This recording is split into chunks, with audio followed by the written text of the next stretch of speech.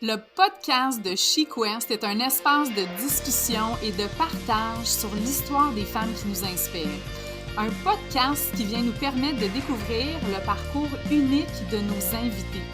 La 5e saison de SheQuest est une collaboration bilingue et nous permet de discuter avec Estelle Thompson et moi-même, Nadia. Allô Estelle, contente de partager le micro avec toi. Allô Nadia! Ah, tellement contente! Allez hop, on entame cette magnifique saison ensemble. Let's go!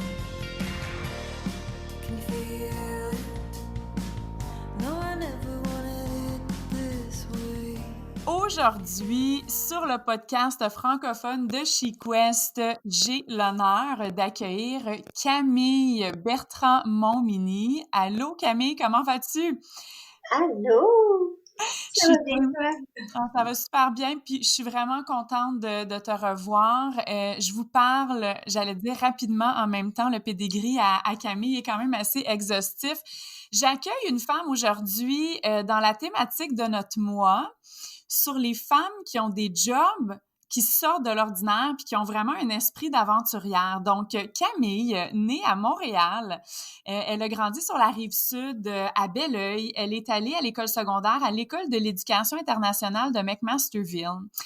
Et c'est ici qu'elle a découvert le cirque et sa passion pour le cirque comme étudiante lors d'activités parascolaires. Mais Camille et moi, on a eu la chance de discuter avant le podcast quelques instants. Et vous allez voir, sa passion pour le cirque, l'aventure, le trapèze, le tissu aérien remonte à sa tendre enfance. Et vraiment, pour moi, c'est ce qui te différencie beaucoup, Camille, dans ton cœur d'enfant qui reste le guide numéro 1 dans ton démarchage de choix de vie.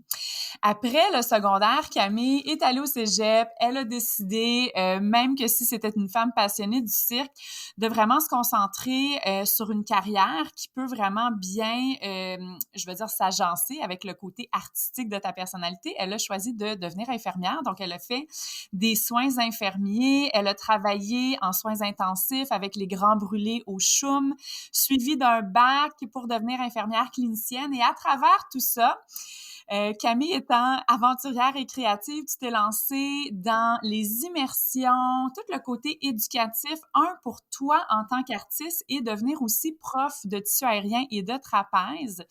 Et wow, tu as vraiment fait des voyages extraordinaires au Japon, au Costa Rica, aux États-Unis par la suite.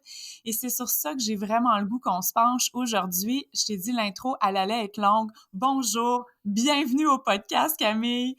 On commence notre belle discussion et je te pose comme première question. Cam, qu'est-ce qui t'allume? Qu'est-ce qui te passionne quand tu te réveilles le matin? Yeah, merci pour la belle intro.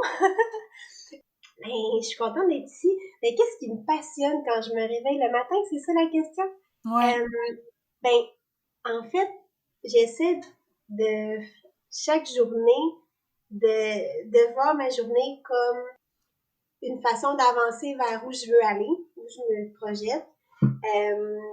Qu'est-ce qui me passionne? Le mouvement beaucoup. Fait que c'est sûr que je vais me lever. Là, j'ai intégré récemment la méditation, là, mais il faut que je bouge le matin. Donc moi, dans le fond, je fais mon entraînement le matin, après je déjeune puis tout, puis je regarde dans le fond comment je vais pouvoir amener le mouvement à travers ma journée. Puis c'est sûr qu'il y a du cirque dans tous les jours de ma vie. Là, en ce moment, c'est plus constant parce qu'on dirait que j'ai un objectif plus précis, mais j'ai la tête en bas tous les jours. Puis qu'est-ce qui me motive, c'est vraiment de m'améliorer comme personne. C'est un petit peu vague, mais pour moi, le mouvement, le cirque, tout ça, c'est vraiment un outil qui est plutôt mesurable. Fait que pour moi, ça me permet de voir si j'avance dans la direction que je vais aller ou pas. C'est un petit peu clair parce que c'est concret, ça peut pas être plus concret que ce qu'on fait un peu avec notre corps. Donc pour moi, ça me permet un peu d'évaluer un petit peu si je suis sur la bonne track, la bonne lancée ou pas. C'est tellement un choix de carrière, puis on parlait de ça, tu sais, surtout avec la pandémie. dans le fond, avant que la pandémie débute, tu étais sur un contrat, tu travaillais avec une troupe de trapézistes de la Californie, mais pour des contrats au Japon avec Pop Circus au Japon, hein, qui, tu me disais, ça fait 25 ans là, que c'est une tradition de cirque là-bas.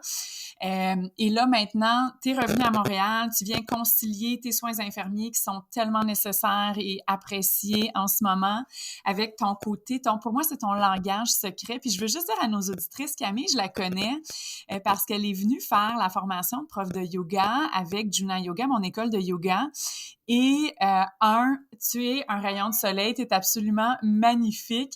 Et je me rappelle même un de mes garçons, hein, il t'avait vu puis il m'avait demandé si c'était une sirène. Et je Mais voyons donc. mon grand qui s'en va en 6e année, « Ah, maman, wow! » Puis pour moi, ce qui ressort tellement, puis ce que j'apprécie beaucoup dans ta personnalité, c'est que on est dans ta présence, t'as une douceur, t'as une sagesse, et là, tu sors ton tissu aérien dans le studio, tu commences à nous montrer des vidéos de toi sur des plateformes à je sais même pas c'est quoi les hauteurs, là, on va en parler tantôt, et c'est comme si soudainement, j'écoutais un film avec, tu sais, la Camille qui est dans une douceur, une intégrité méditative, puis là, boum! En costume, le maquillage, c'était comme la super-hero, puis je me disais, my, wow! Tu sais, le gusto, le jus, l'énergie, la confiance en soi que ça doit développer de se projeter dans le vide sur un trapèze, puis de se lancer, puis d'attraper les poignets de quelqu'un d'autre.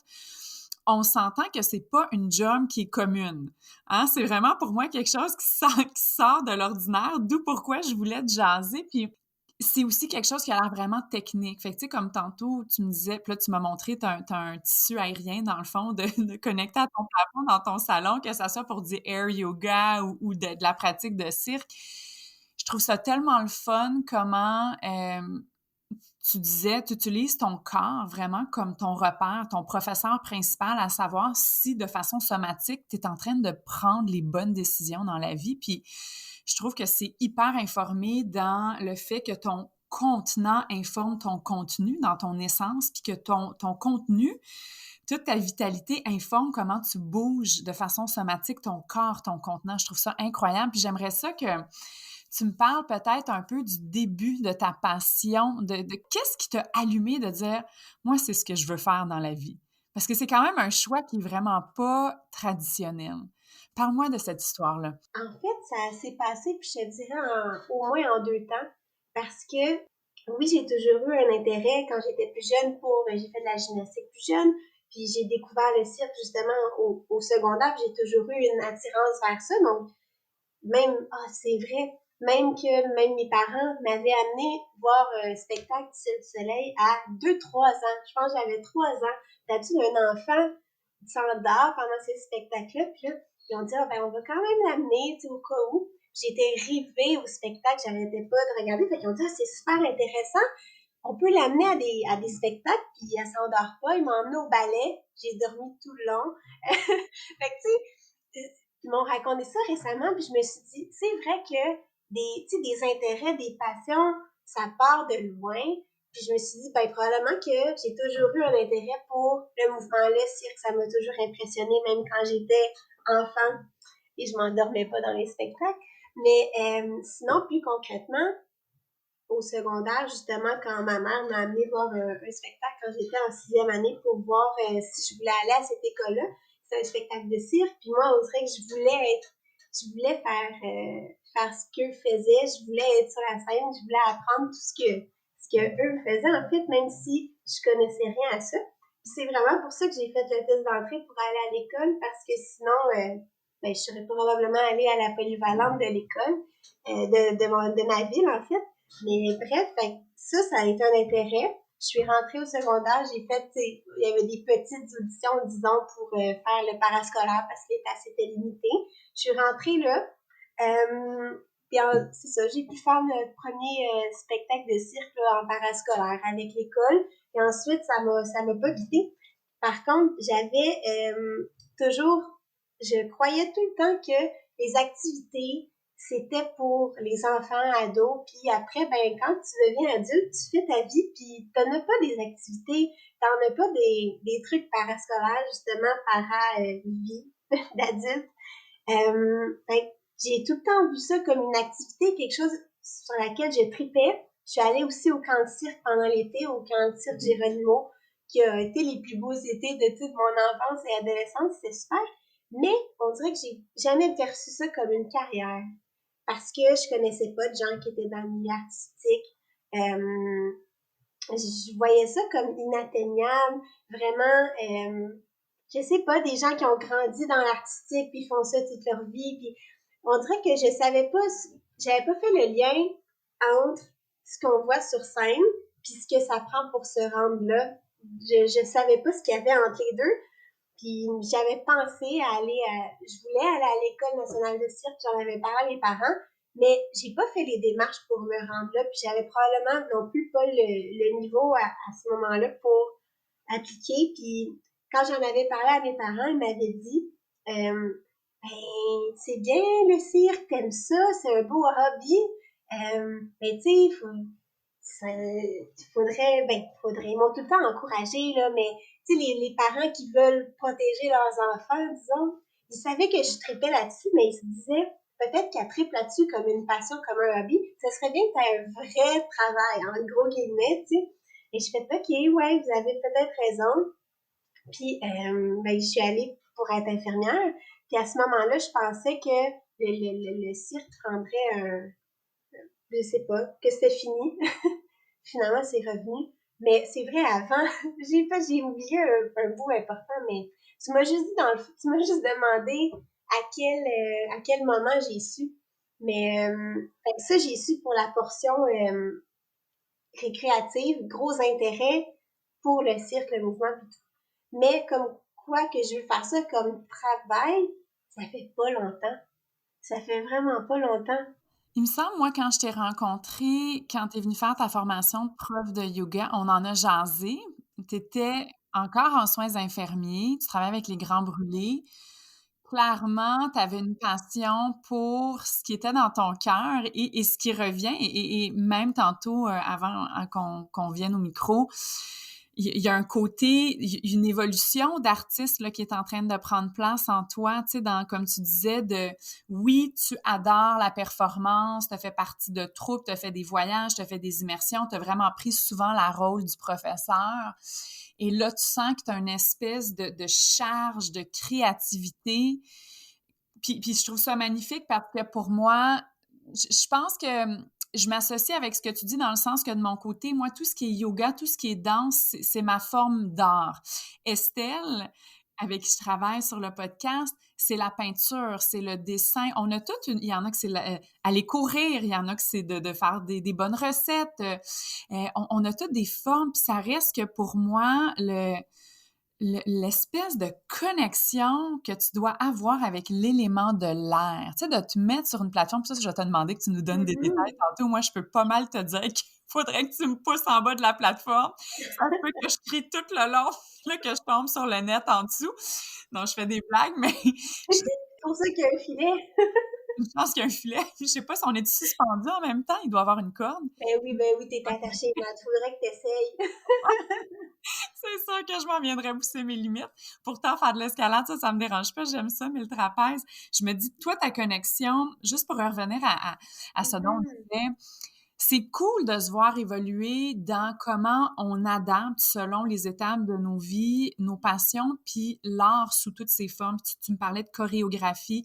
Tu disais, tu sais, je peux faire un enchaînement de mouvements, comme tu disais, ah, les gens sont dans la scène, c'est magnifique à regarder, mais ton message, je sens que c'est vraiment, c'est comme une valeur intrinsèque. Là, t'es rendu à une espèce de crossroad où t'es comme, moi, j'ai un message.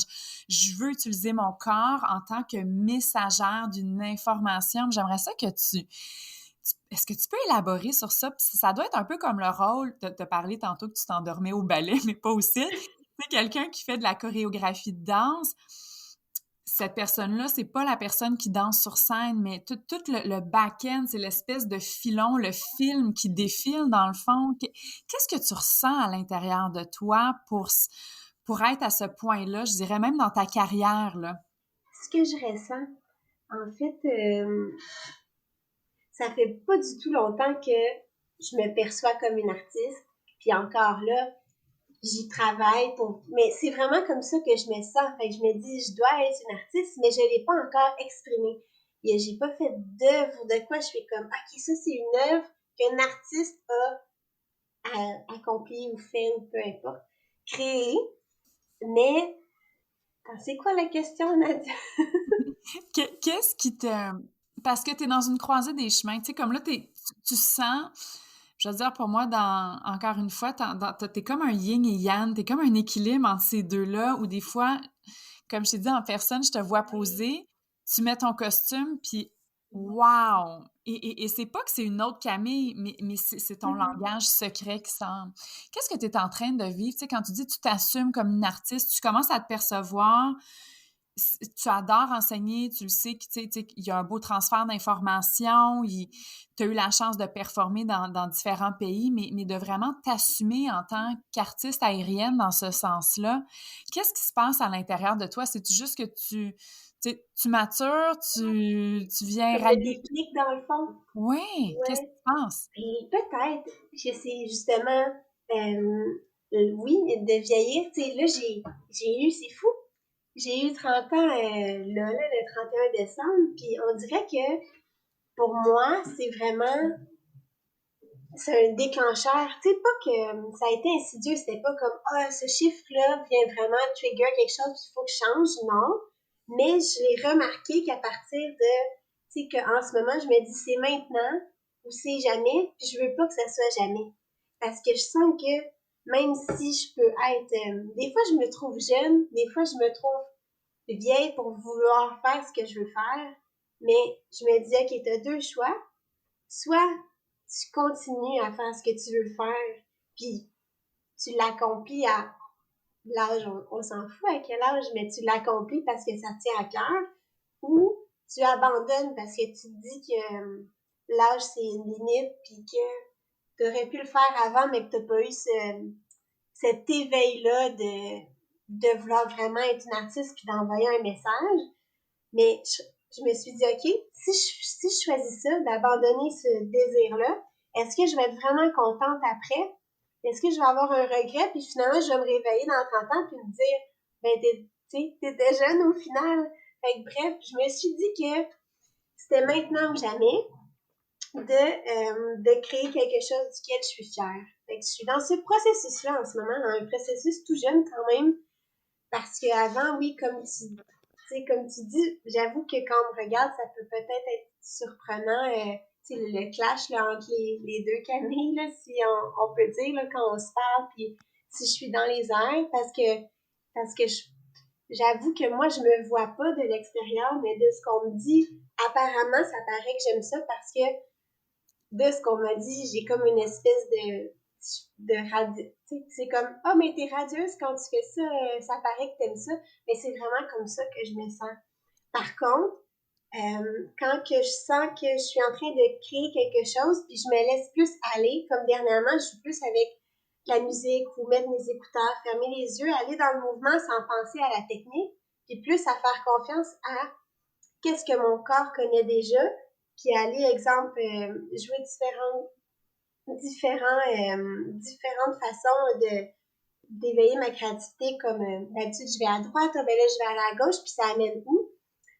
Ça, on dirait le feeling que ça me fait, je sais que je vais vers la bonne direction dans ce temps-là, c'est qu'on dirait que je sens que ça me chatouille dans tout mon corps, mais que ça part du centre.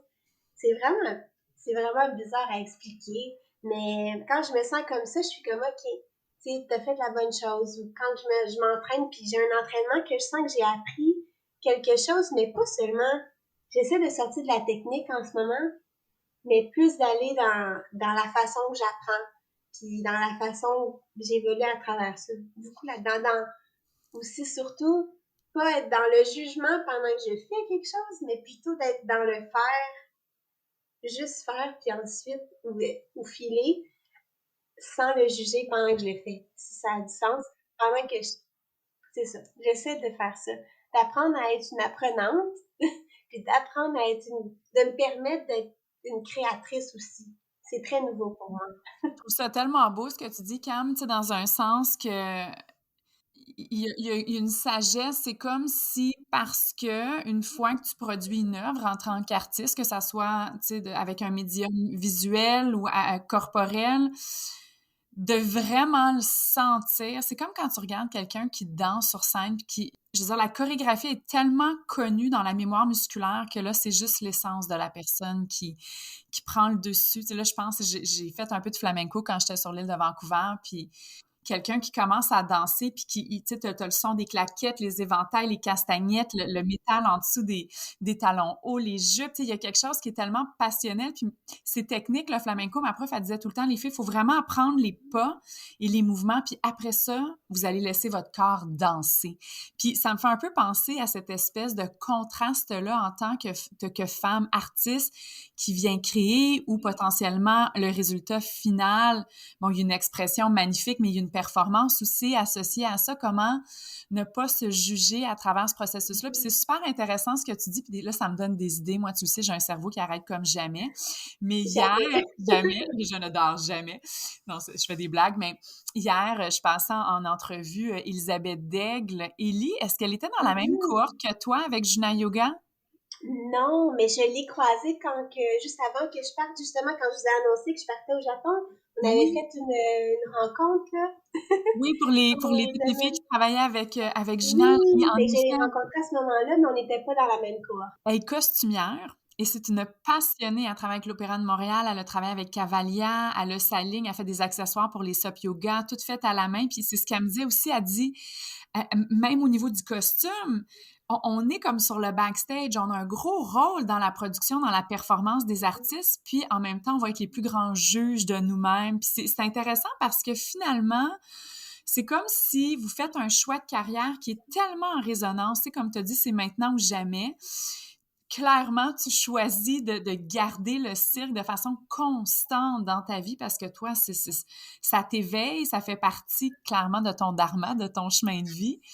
Puis en même temps, il doit y avoir des moments où justement, t'es dans, je vais pas dire une anxiété de performance, mais tu as peut-être une attente, puis l'autre côté, il est dans 1000% de la création. Fait que tu es tout le temps comme en espèce de yin et yang. Il y a un dialogue super intéressant là-dedans, mais pour moi, qui finalement te met les deux pieds dans un endroit où tu n'as pas le choix d'évoluer en tant que personne. Puis comme tu disais, tu sais, les exercices de coaching, des fois, que je propose aux filles, c'est de dire, si tu avais la chance de t'asseoir dans un café, et là, la version de Camille à 89 ans arrivait, toute ridée, avec ses longues tresses blanches, puis elle venait s'asseoir prendre un café avec toi, qu'est-ce qu'elle te dirait? Elle te dirait probablement, qu'est-ce qu'elle dirait, cette version-là de Camille? C'est tellement une belle image. Je l'ai vraiment clairement. Peut-être pas les tresses, mais qu'est-ce qu'elle me dirait? Ben, en fait, je pense qu'elle me dirait que tu fais bien de t'écouter, ma petite Camille. Non, mais je pense que c'est pour ça que je sens que je suis à la bonne place parce que je pense que ma version de moi à 89 ans serait encore en mouvement. Je ferais encore du yoga les matins puis aurait la tête en bas. Mais surtout me dirait, c'est grâce à toi, ma version de maintenant à 30 ans, que je suis encore, que je me sens aussi bien dans ma tête puis dans mon corps à 89 ans parce que tu vis une vie où tu essaies le plus possible de t'arranger pour avoir une vie qui est en cohérence avec ce que tu veux puis ce qui tu es. Même si là, en ce moment, je suis à l'amorce de découvrir c'est quoi vraiment, mais je sens que je suis dans le bon chemin. Fait que je pense que la vieille Camille me dirait merci de prendre soin de mon corps, de mon esprit le plus possible, puis ouais, puis que ça a reporté fruit. Mais avoue que c'est un exercice qui est le fun à faire. Des C'est fois aussi, tellement je me beau! dis, c'est parce que on dirait que ça nous donne cette espèce de perspective-là, comme un aigle. Tu sais, des fois, je dis, il faut sortir de la forêt puis voir la totalité de l'expérience. Puis t'es un peu comme un aigle, clairement, l'élément de l'air. Et là, on va s'en aller dans des anecdotes qui sont drôles parce que je vais dire qu'en généralité, probablement que la plupart des auditrices ne font pas du trapèze ou du ski aérien. Peut-être C'est quelques-unes d'entre vrai, vous, c'est mais moi, quoi ça? clairement pas. Parle-moi de... c'est quand la première fois... Premièrement, est-ce qu'il y a une hauteur de standard quand tu es sur une plateforme de trapèze? Ben, en trapèze volant, c'est environ, disons, là, 40 pieds dans les airs.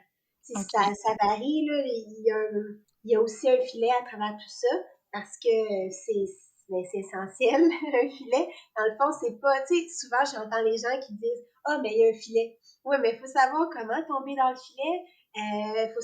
Ça rebondit quand même aussi. Tu sais, c'est ça, on peut pas tomber n'importe comment dans un filet. Mais oui, c'est environ 40 pieds dans les airs. Puis Puis la des fois, il y a des trapèzes avec 2 plateformes. Il va y avoir une plateforme au-dessus de la première. Des fois, ça existe aussi.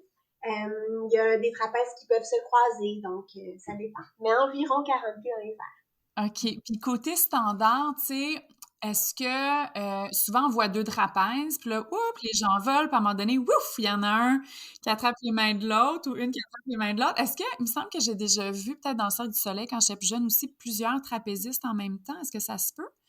Oui, ça existe. Ben, peut-être que tu as en tête le numéro Lanuba, qui était un spectacle avant, qui était à Orlando, un spectacle permanent, qui n'existe plus maintenant. Mais oui, dans le fond, mais il y a toutes sortes de numéros. Ça dépend. Des fois, il y a un trapèze au-dessus de l'autre, fait qu'il va y avoir quelqu'un qui peut voltiger en haut, voltiger en dessous, puis il y a 2 catchers, 2 flyers. Les catchers, c'est les porteurs, dans le fond, les gens qui vont attraper le voltigeur. Le voltigeur part de la plateforme, justement, dans les airs, fait une figure, se fait attraper par un porteur qui est accroché par ses jambes sur un trapèze. Et oui, des fois, il y a un porteur, un voltigeur. Il y a aussi des fois un autre porteur, un autre voltigeur qui peuvent être soit synchro, soit asynchro, selon le numéro.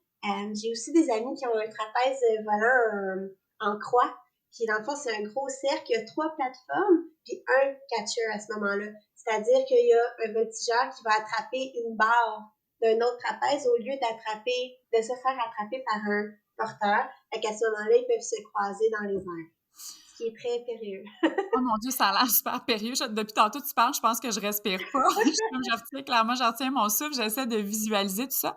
Est-ce que tu prends, toi, le rôle de la voltigeuse ou Les femmes, est-ce qu'ils portent aussi? J'imagine que tu décides dans le numéro comment tu t'organises. Oui, il y a des femmes qui portent. Honnêtement, il y en a qui portent. Par contre, ben, moi, je suis pas une porteuse. J'ai déjà fait, là, je suis montée, je sais comment me placer, disons, mais c'est vraiment la portion voltigeuse qui me passionne plus, les figures et tout. Mais c'est faisable pour une femme d'être porteur. Par contre, j'avoue que pour attraper, exemple, des voltigeurs de haut niveau en spectacle de façon régulière, j'en ai pas qui me viennent en tête. Des femmes porteuses, j'en ai qui ont attrapé des gros trucs, exemple, qui sont sur Instagram, qui l'ont mis, comme quoi, il y en a pas beaucoup, il y en a une poignée là, de femmes porteurs, parce qu'il y a des hommes voltigeurs qui sont assez lourds quand même, fait, juste pour Oui. éviter les blessures aussi, là. Oui, c'est ça, Mais dans le ratio je veux dire, nos gabarits corporels dans ce c'est plus pour sens-là. les ratios de poids, c'est pas le fait qu'une femme est pas capable, c'est pas ça du tout. C'est plus en termes de à long terme, est-ce qu'il pourra avoir des blessures, puis ça dépend aussi de justement le gabarit du voltigeur par rapport à la flyeuse, ou au Oui. porteur ou à la porteuse. C'est tellement le fun. Puis est-ce que tu peux me parler de la première fois que tu t'es vraiment sur une plateforme de 40 pieds lancé, que tu as pris le trapèze entre les mains et que tu t'es comme laissé aller? T'avais quel âge? C'était où? Qu'est-ce que tu ressentais? Est-ce que c'est un moment qui a été marquant pour toi? Ben, je te dirais que la première fois a peut-être été ben, ça dépend. C'est que quand on commence, on est attaché avec des longes de sécurité. Fait à ce moment-là, quand j'en ai fait, c'était pour la fête de ma soeur, je pense que c'était son cadeau à elle, mais j'ai plus trippé, là. J'avais peut-être 12, 13, dans adolescente. J'ai fait juste une fois, puis tu sais, j'ai adoré ça, puis après, on n'en a pas refait.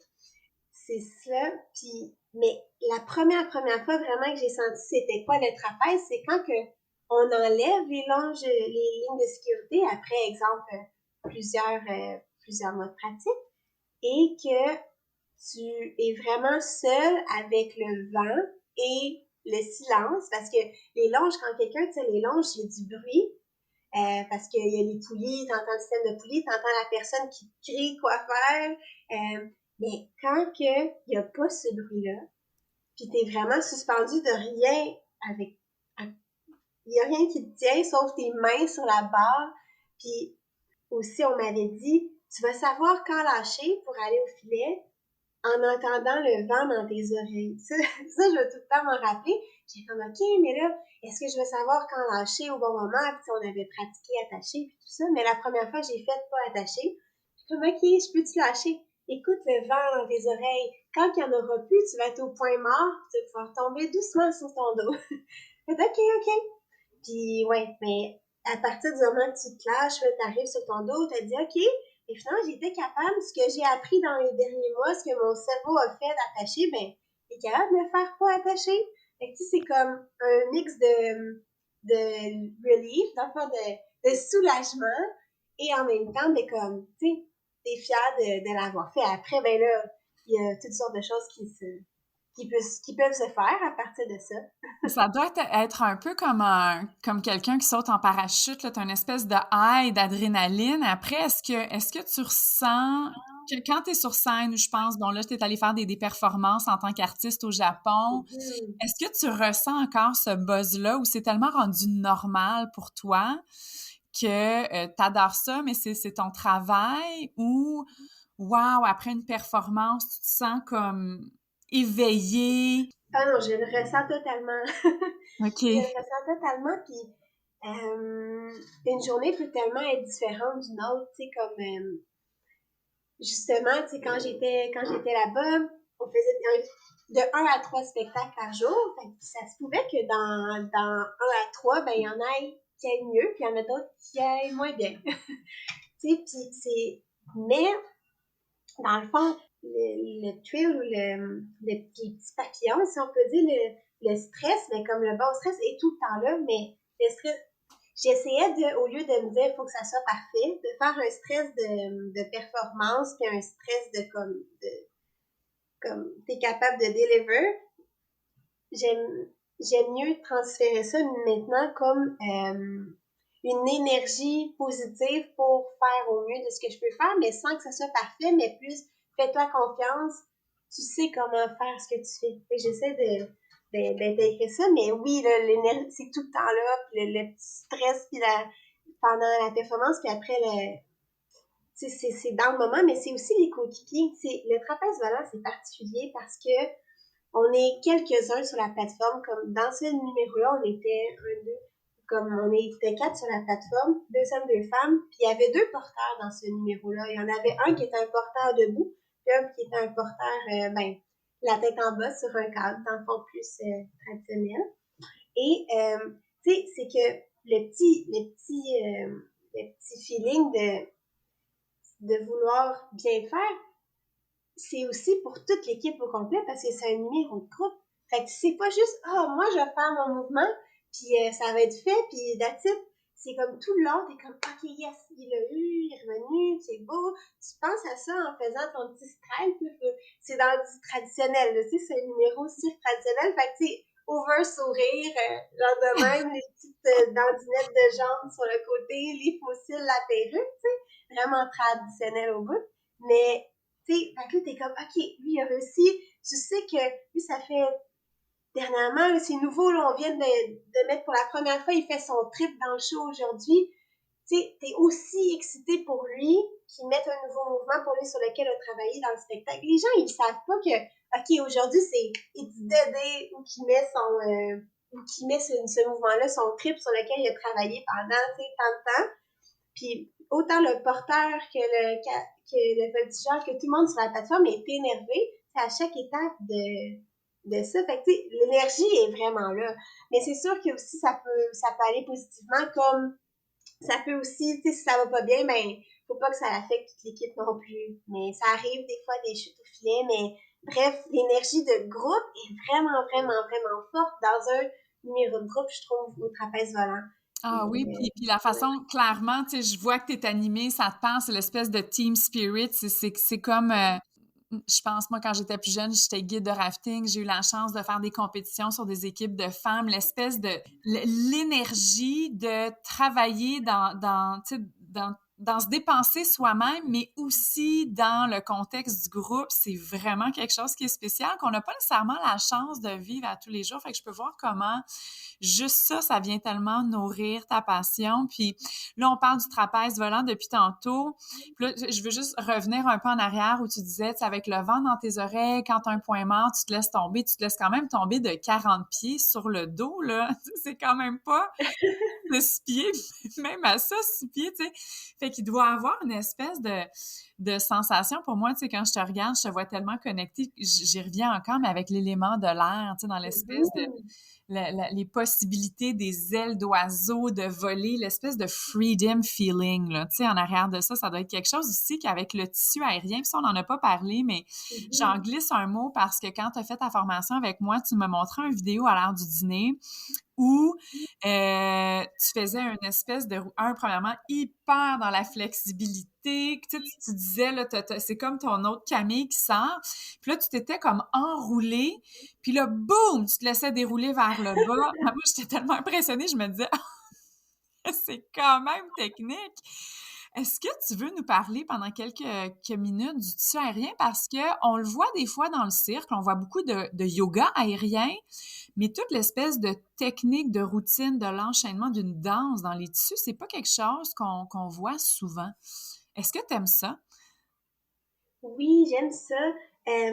J'aime ça parce que c'est une discipline solo aussi. Fait que, tu sais, ça me permet de travailler moi-même sur quelque chose d'autre que le trapèze volant, c'est plutôt technique, même si c'est très technique. Puis, c'est pas la même chose. Mais oui, j'aime ça. Mais je te dirais que dernièrement, je suis plus revenue à mes sources de faire du trapèze danse, qui est un autre appareil aérien solo. Mais dans tous les cas, toutes ces disciplines-là, j'aime le contact avec l'appareil, j'aime la possibilité qu'un appareil apporte, mais qui peut se transposer à un autre aussi. Fait que là, en ce moment, moi, j'ai été longtemps, puis je suis encore dans une espèce de crise existentielle de quel est mon appareil de cirque. Tu sais, Quand même pas pire. je suis un peu capable de faire, tu sais, un peu de tout. Tu sais, ça va bien.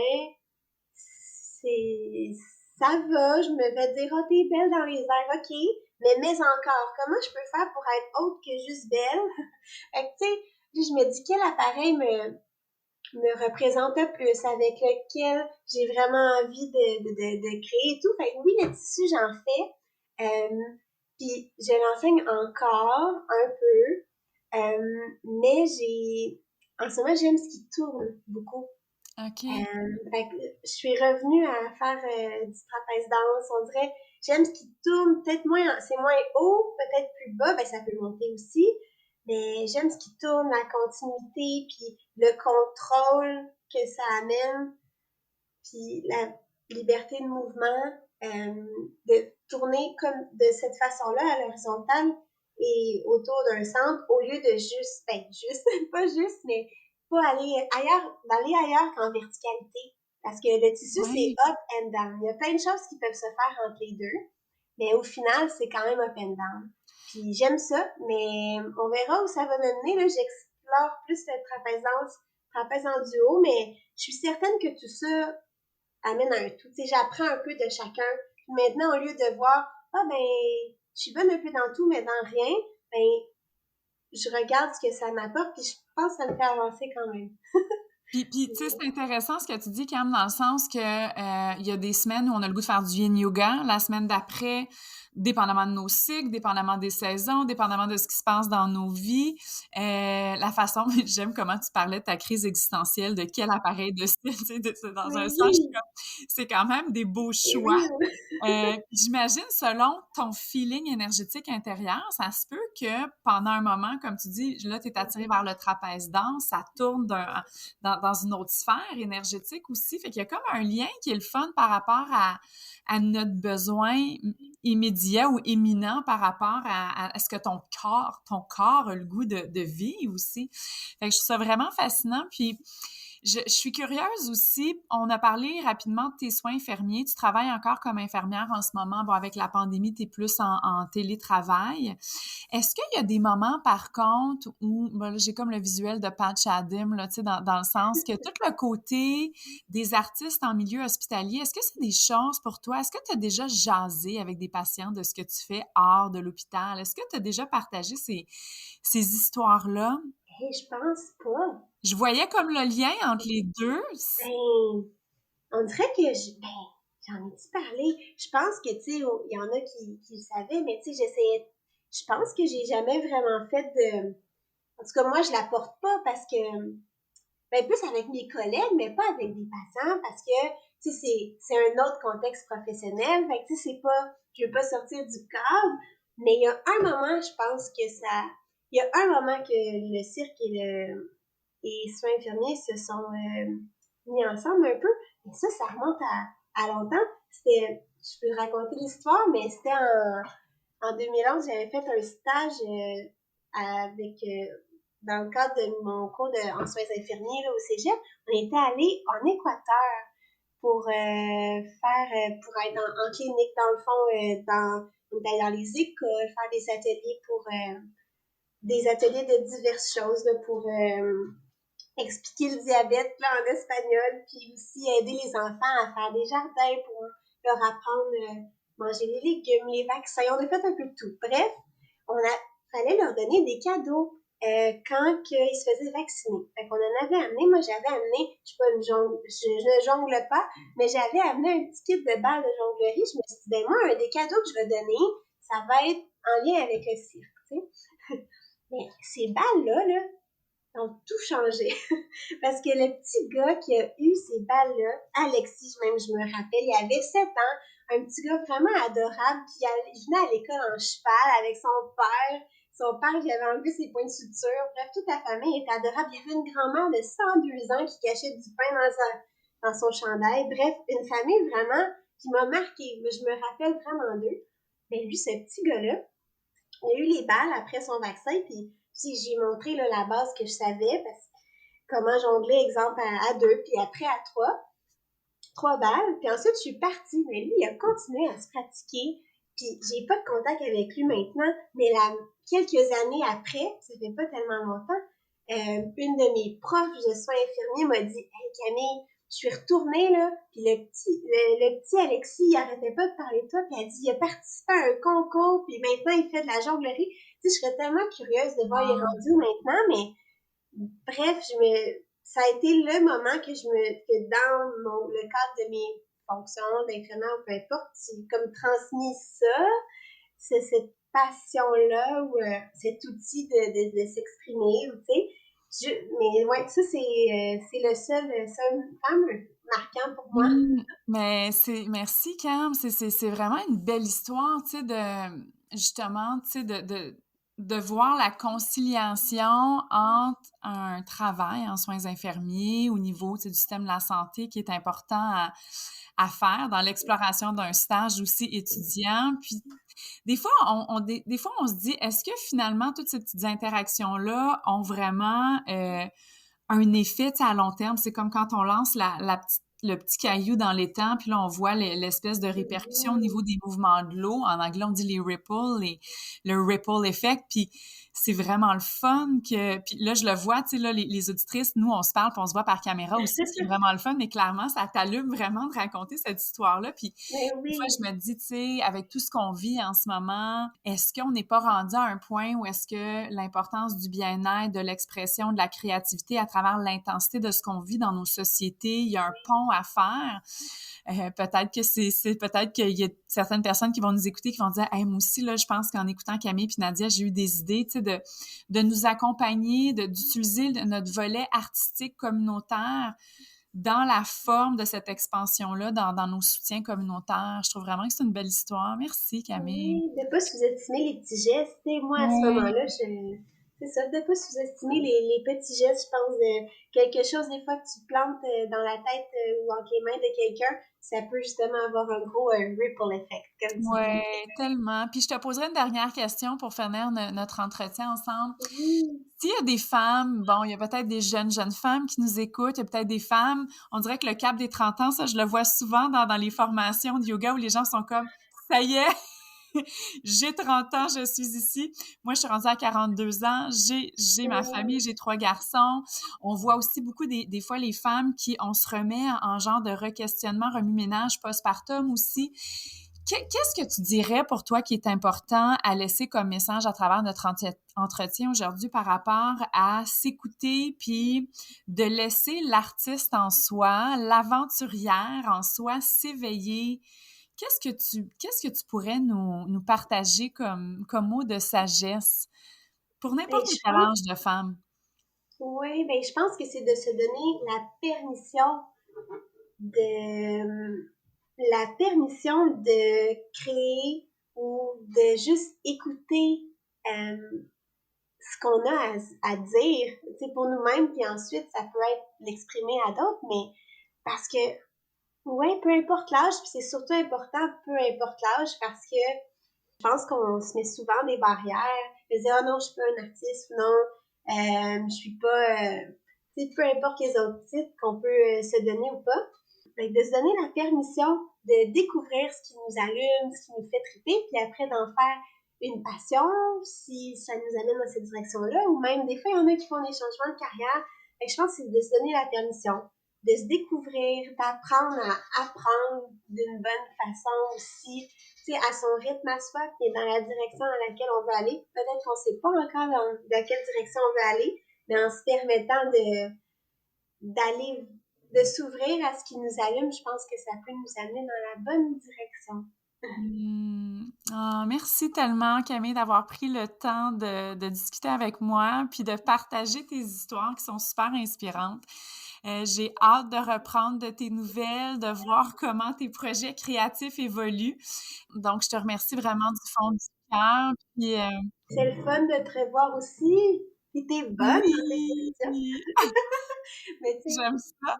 Tu sais, j'ai la jasette facile, puis je me dis, à travers ma business de yoga, j'ai rencontré les femmes les plus incroyables, honnêtement, les 10 dernières années. Puis quand Estelle m'a approchée pour travailler avec elle sur le podcast version franco, je me disais, mais en 30 secondes, j'ai déjà comme 30 personnes sur ma liste avec qui j'aimerais discuter, dont toi. Oui, Donc, je te remercie. C'est une meilleure personne entourée de femmes, que toi, qui peut justement parler de toutes sortes de sujets inspirants avec des femmes d'ici. T'es fine. Merci, Camille. J'ai vraiment hâte de voir où ton côté créatif te porte. Peut-être qu'un jour, dans les prochains mois, la prochaine année, si tu as des performances, si tu as des informations aussi que tu veux que je partage sur le lien du podcast, des cours que tu donnes ou peut-être des endroits où, même à travers le voyage, on a parlé un peu des immersions en trapèze, en dessous aérien.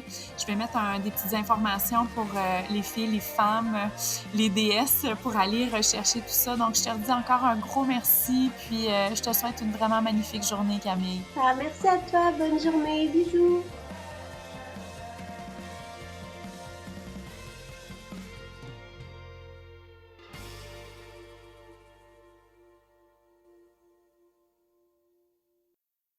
This podcast was produced by Tosh Taylor of the Podcast Hub Productions. Find her online at podcasthub.ca.